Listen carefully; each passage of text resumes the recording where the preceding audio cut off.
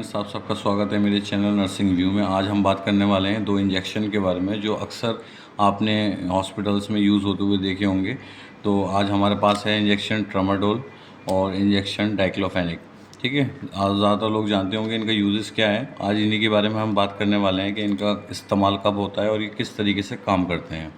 ठीक है, पहले हम बात करते हैं डाइक्लोफेनेक के बारे में। असल में पहले तो हम ये चीज़ आप लोग जान लें कि ये दोनों इंजेक्शन जो है एनाल्जेसिक ड्रग हैं। ठीक है ना, जो पेन रिलीफ कराने के लिए यूज़ किया जाता है। ठीक है ना, पेन में आराम मिल जाए इसलिए। ठीक है, तो जो हमारा डाइक्लोफेनेक इंजेक्शन है ये non steroidal anti inflammatory drug है। ठीक है ना, इसका इस्तेमाल कब किया जाता है? इसका इस्तेमाल जब किया जाता है जिसके माइल्ड से लेके मॉडरेट पेन के लिए यूज़ किया जाता है। अक्सर हेडेक में, मसल्स पेन, अर्थराइटिस में और स्वेलिंग के लिए भी दिया जाता है। ठीक है ना, अब ये किस तरीके से काम करता है असल में हमें ये भी पता होना चाहिए कि ये किस तरीके से काम करता है। जब हम इसे किसी पेशेंट को देते हैं और उसको दर्द हो रहा होता है तो ये किस तरीके से काम करता है। असल में जब हम इस इंजेक्शन को देते हैं तो ये इंजेक्शन हमारे ब्रेन पे जो पेन के लिए सिग्नल जाते हैं उसको ब्लॉक कर देते हैं, जिससे हमें पेन का पता नहीं चल पाता। ठीक है, तो ये ऐसा ही नहीं है कि सिर्फ डाइक्लोफेनेक करता है, एनाल्जेसिक ड्रग होते हैं ज़्यादातर उनका काम यही होता है। ठीक है ना, ट्रामाडोल भी यही करता है और डाइक्लोफेनेक भी यही करता है। इसके साइड इफ़ेक्ट जाने तो ज़्यादातर नहीं देखा जाता, लेकिन असल जो साइड इफ़ेक्ट होते हैं इसके वो स्टोमक पेन हो सकता है, उल्टी सा आना या हार्ट रिलेटेड कोई इशू हो सकता है, और भी कुछ इसके साइड इफ़ेक्ट्स हैं।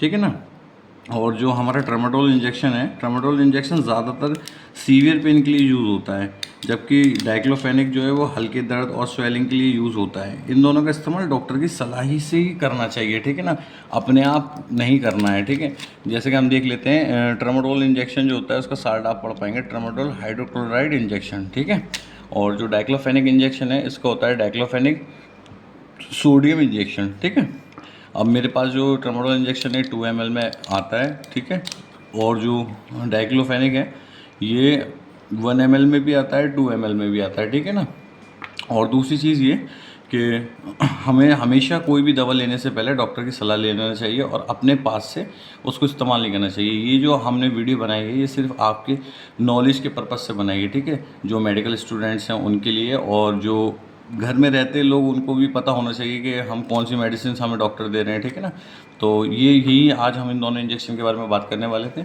और तो जो हमारी जो इंजेक्शन है ये ट्रामाडोल और डाइक्लोफेनेक, ठीक है ना, अब इनको देखें तो ये IV IM दोनों तरीके से दिया जा सकता है। ट्रामाडोल इंजेक्शन जो है हमारा IV भी दे सकते हैं, IM भी दे सकते हैं। IV अक्सर हम इसको नॉर्मल सलाइन में दे देते हैं। ठीक है ना, डायरेक्ट नहीं देते क्योंकि नौजिया की शिकायत हो जाती है। ठीक है ना, और जो डाइक्लोफेनेक है इसको हम IM ही देते हैं और बहुत कम केसेस में हम इसे IV देते हैं। ठीक है, इस चीज़ का ध्यान रखें कि कब पेशेंट को IV देना है, कब IM देना है। IV का मतलब होता है इंटरवेनस और IM का मतलब होता है इंटरमस्कुलर। ठीक है ना, जो मसल्स में दिया जाता है वो IM होता है और जो वेन के द्वारा दिया जाता है वो IV होता है। ठीक है, इसका ध्यान रखें।